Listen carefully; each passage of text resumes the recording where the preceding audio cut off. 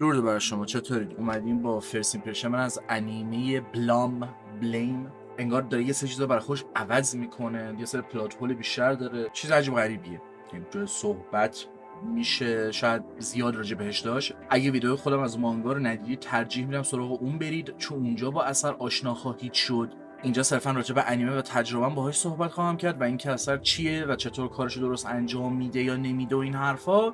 میتونم راهتون کنم به اون ویدیو که خدا رو شکر میتونم این کارو بکنم. و همیشه گفتم یک سری اثرها هست لذت میبرم هر کسی برداشت خودش ازش داشته باشه یا خود اثر بتونه دایرکشن متفاوتی رو داشته باشه. مثالی که زدم اون موقع مثلا سری فاینال فانتزی و مشکلی نیست که بگیم خب این انیمه هم برداشت این شخصه و عملا یک تجربه دست دومه، مثل اینکه من بیام انیمه رو ادپت کنم. قطعا تاثیر برداشت و امضای خودم رو تو اثر جا میدم، ولی مشکل این اثر به نظرم بده، ابجکتیولی بده، حتی بدون تجربه مانگا.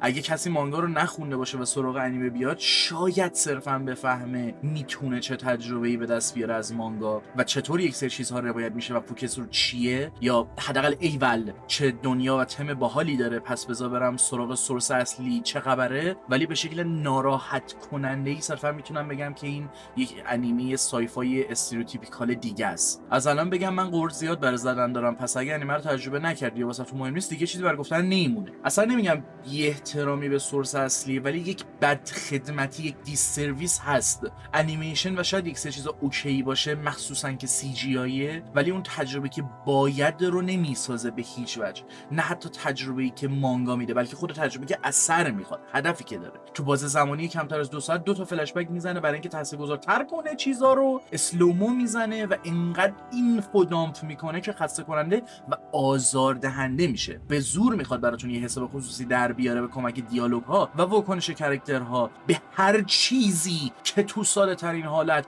و مستقیم حرفش رو میزنن و واکنش میدن، که باعث میشه احتمالاً از خیلی چیزا زده بشید و برداشت خودتون داشته باشید که هیچی، اثر همون چیزی که میخواد رو هم نمیتونه در بیاره که نشون بده که همه چی حالت هرج و مرج و بقا و این چیزا داره.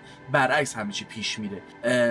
از اول معلومه یک روزنه از امید هست و قرار امیدوارانه تموم شه، که باز این روزنه امید خب کلیه و تا حدی اوکی در اومده. حتی توی اون مینتم قضیه هم اون حالت آخرین امید رو در آورده که مهم نیست چقدر چیزها تاریک باشه، یک امیدی هستش که به انسانها هدف بده بخوان ادامه بدن و کلی به عنوان یک میف، یک لجند، یک داستانی که نسل به نسل جابجا میشه شکلی نمایان میشه که انگار بالاخره قراره یک آینده روشنتری رو به ارمغان بیاره، چون صرفا هست و اون بیرون داره دنبال اون دی ان ای که میخواد میگرده.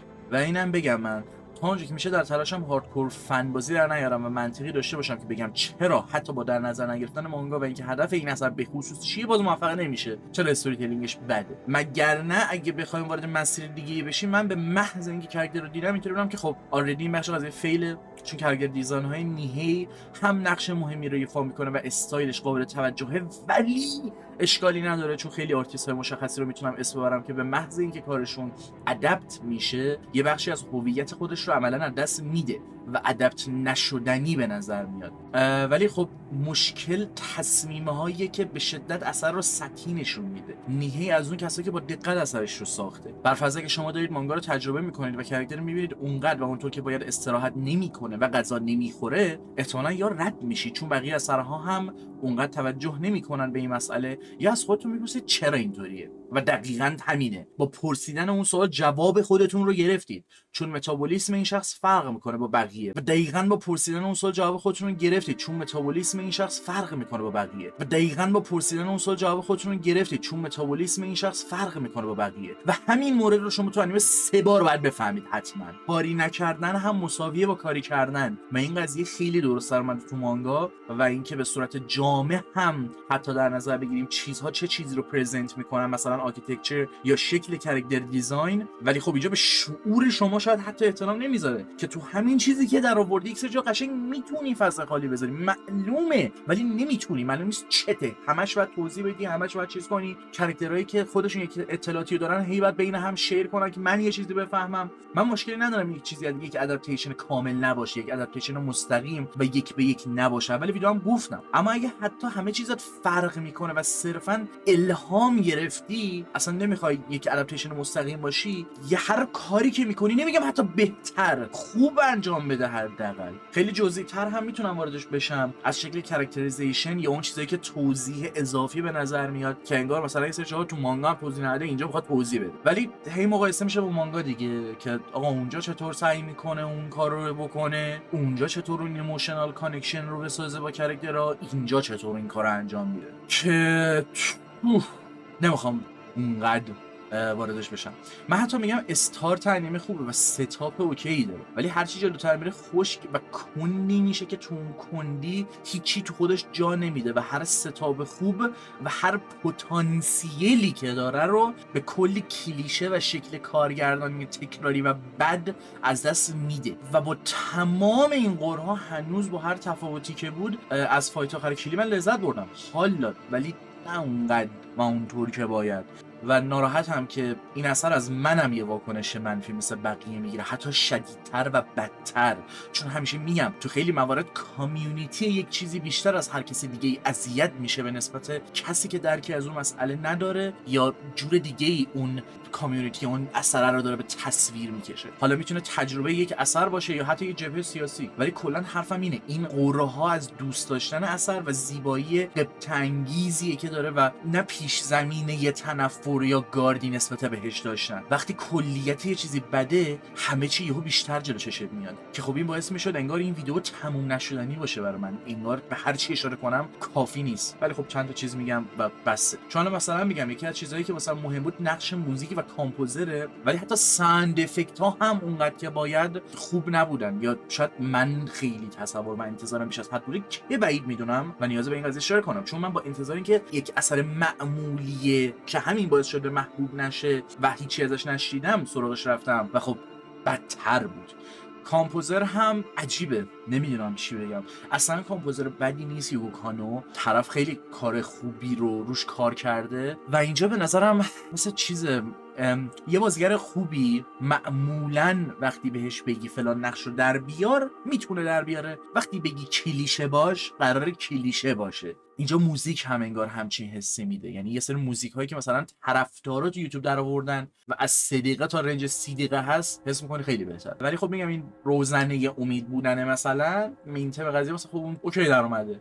نمیدونم، به نظرم اثر یه پتانسیل هدر رفته است، یه آشغاله به تمام معنا نیست، چون نشون میده میشه ادپت کرد یک سری اسپکت های اثر رو. کاش استوری تلینگ اینقدر بد نبود و الان میتونستم یک سری برچسب ها رو بهش نزنم. مثلا چیز خوبی که خودش داره خب همون شکل نور پردازی یا فضا که در آورده. یه جایی هستش که خب کلی مثلا میزنه همه جا رو منفجر میکنه و صفحه قرمز میشه، به جای اینکه اینطوری باشه آتیش، نابودی، تنش، اینطوری که رنگ و مثلا یک سری جا محیط ها رو نشون میده اوکی در اومده. ولی خب چیزای دیگه انقدر بده که این عمل تفکیک سازی رو مثلا سخت میکنه که بخوام از یک سری چیزاش تعریف کنم یا بخوام به هر نحوی سراغ اثر هولتون بدم، چون کلا بلیم چیزی نیستش که همینجوری واسه هر کسی باشه و بخوام به هر کسی معرفی کنم. حالا چه برسه به اینکه بخوام سراغ یک ادپتیشن بد ازشون بفرستم، شاید، ولی برعکس، یعنی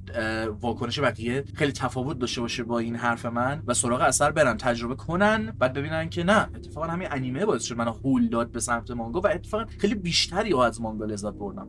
نمیدونم، این دیگه بستگی به تجربه خودشه و انقدر تاکیدم رو اینکه با مانگا خیلی مقایسه نکنم نمیشه ها، به خاطر اینکه درسته یک برداشت و یه تیک از یه نفر دیگه است، ولی شاید یه جاهایی مثل هیستوریکال فیکشن ممونه تجربه ادپتیشن ها کلن، یعنی فیکشنه ولی اون بخش هیستوریکال قضیه اگه اونقدر و اونطور که باید دقت نداشته باشه یک سری جاها میزنه و یه تجربه بدی رو میسازه، یه جوریه. تو میدونی که تو مانگا مثلا هر پنلی که میری جلو چه حس فوق‌العاده‌ای بهت میده، یا میدونی توی اون تاریخ چه اتفاق افتاد، ولی اینجا اون دقت رو نداشته و ظرافت رو نداشتن، کارو در نمیاره. حالا این تجربه من بود که مانگا رو از قبل خوندم چندین بار و همین تازگی یا دوباره سراغش رفتم که موجب شد ویدیو درست کنم. اگه شما مانگا رو نخوندید، یک تجربه 1 ساعت و نیم 1 ساعت و 40 دقیقه‌ایه. میخواید سراغ انیمه برید ببینید تجربهش واسه شما چه شکلی میشه. واسه من حقیقتا میگم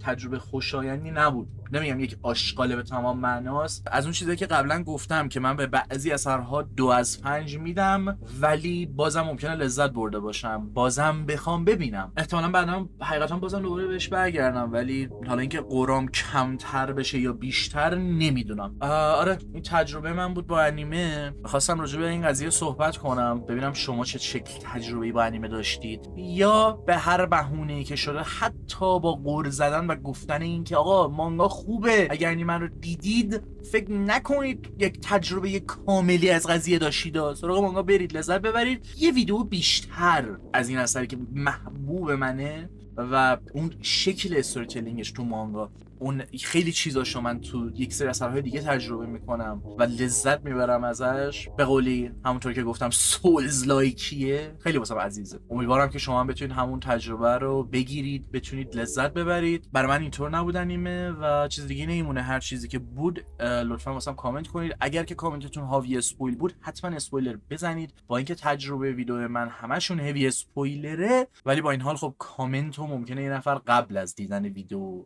چیز کنه، در نتیجه یادتون نره چیز دیگه نمیمونه. همین، دمتون گرم و شب روزگار خوش.